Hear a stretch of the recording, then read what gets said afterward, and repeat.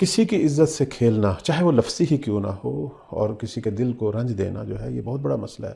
اور ہمارے میڈیا میں جتنے بھی یہ ذرائع ابلاغ ہیں ان کے اندر ہم یہ دیکھ رہے ہیں کہ معمولاً جو ہے بڑے آرام سے جو ہے وہ سر عام توہین کر دی جاتی ہے. حتیٰ خواص کے اندر بھی یہی ہے. لیکن اگر ایک عالم دین ہے اور انہوں نے اگر کوئی بات کی ہے کسی جگہ پر، کسی محفل میں، اور وہ آ گئی ہے میڈیا پر، تو آپ ان سے بات کریں جا کے. آپ بھی مد مقابل جو ہے ایک جنگ چھیڑ دیں اور پھر کچھ ایسی چیزیں ان کے بیان کریں کہ جو پہلے کسی کو نہیں پتا تھا کہ اس کا ماضی کیا ہے، یہ کون ہے، فلاں ہے. یہ کیا ہے؟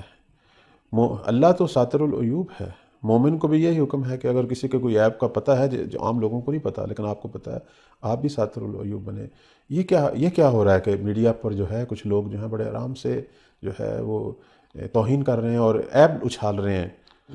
حالانکہ کوئی آدمی بھی جو ہے وہ عیب سے پاک نہیں ہے. بے شک کوئی آدمی عیب سے پاک نہیں ہے. میں یہاں ایک واقعے کی طرف اشارہ کروں گا. ایک بہت بڑے عالم گزرے، ملا ہادی سبزواری صاحب منظومہ، بہت بڑی شخصیت ہے.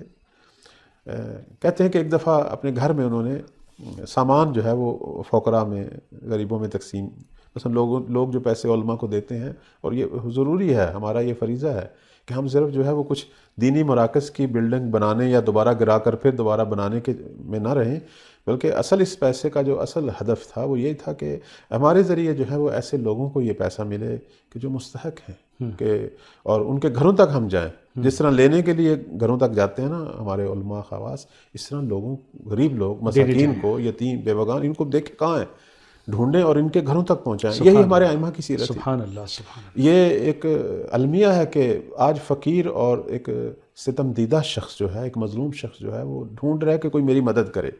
حالانکہ ان لوگوں کو ڈھونڈنا چاہیے اور ان کی جا کے مدد کرنی چاہیے. یہ ہمارے ائمہ یہی کرتے تھے، خود جاتے تھے گھروں تک، نہ کہ یہ آتے تھے ان کے در پر.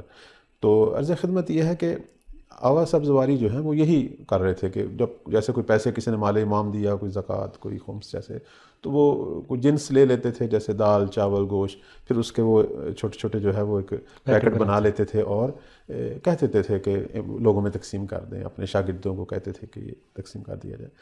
کہتے اسی دوران جو ہے ایک شخص آیا، جب ختم ہو گیا یہ تقسیم کا سلسلہ، اس نے آ کے دق الباب کی، اس مدرسے کی، اس مرکز کی. تو ایک طالب علم گیا، اس نے پوچھا جی کون ہے؟ اس نے کہا مجھے بھی چاہیے. انہوں نے کہا ختم ہو گیا ہے. اس نے کہا نہیں، میں بہت بڑی شخصیت ہوں، تمہیں کیا پتہ، میرا اللہ والا بندہ ہوں مثلاً جیسے ہوتے ہیں. مجھے پتہ ہے کہ اس مدرسے کے خادم نے ایک پیکٹ جو ہے وہ چھپا کے رکھا ہوا ہے، چوری کر لیا ہے. تو وہ اپنے آقا کو بھی بتاؤ، عالم دین کو بھی بتاؤ، تاکہ اس سے وہ لے کر مجھے دے. تو جب ان کو بتایا گیا اس عالم بزرگوار کو، انہوں نے کہا یہ اللہ کا بندہ نہیں ہے، یہ شیطان ہے.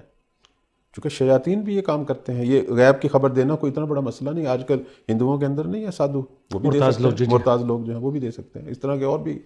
یہ تو خود شیطان بھی کچھ حد تک غیب جانتا ہے. وہ جتنا اللہ کائنات میں رکھا ہے، اللہ نے یہ اسرار رکھے ہیں، وہ اس تک پہنچنے کے کئی راستے ہیں.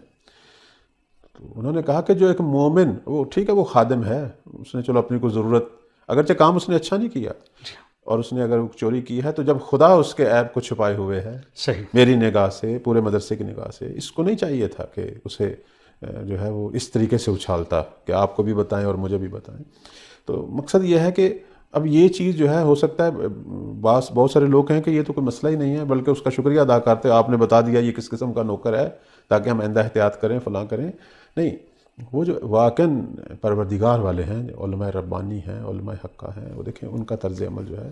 اور یہ درس ہے ہمارے لیے کہ ہم جو ہیں ایک دوسرے کی خوبیوں کو نشر کریں، صحیح، نہ ایک دوسرے کے عیب. پروردگار جو ہے اس نے یہ ہمیں سب سے بڑا درس دیا. ہمارے گناہوں، ہمارے تو ایسے ایسے گناہ ہوتے ہیں کہ انسان اللہ کے حضور اتنا شرمندہ ہوتا ہے، اور سب سے بڑا اس کا ڈر یہی ہوتا ہے کہ کہیں کسی کو پتہ نہ چل جائے. تو پروردگار جو ہے کتنا رحیم کریم، کتنا مہربان ہے. جس طرح ماں باپ بچوں کے عیب چھپاتے ہیں، تو پروردگار نے ہمارے کتنے عیب، ہمارے ماں باپ سے بھی زیادہ، کیونکہ ماں باپ کی بھی ایک حد ہوتی ہے. بعض ایسے کام ہوتے ہیں بچے اگر وہ کر لیں پھر ان سے صبر نہیں ہوتا. تو پروردگار کس طرح اپنے بندوں کے عیب چھپاتا ہے. تو پروردگار جو ہے اس نے ہمیں کئی جہات سے یہ درس دیا ہے، اور قرآن مجید سے جتنا ہمارا انس اور تعلق بڑھے گا اتنا ہمیں پروردگار کہ یہ جو درس ہیں اور یہ جو اللہ تعالیٰ کے فرامین ہیں ان کی سمجھ آئے گی کہ خدا کتنی جہاد سے ہماری تربیت خود خدا کر رہا ہے، صحیح. اور سب سے بڑا مربی اور معلم خود پروردگار ہے. جی. اس لیے ہم دیکھتے ہیں کہ ہماری روایات میں یہ ہے کہ اپنے آپ کو اس قابل بناؤ کہ اللہ تمہارا معلم بنے. جی.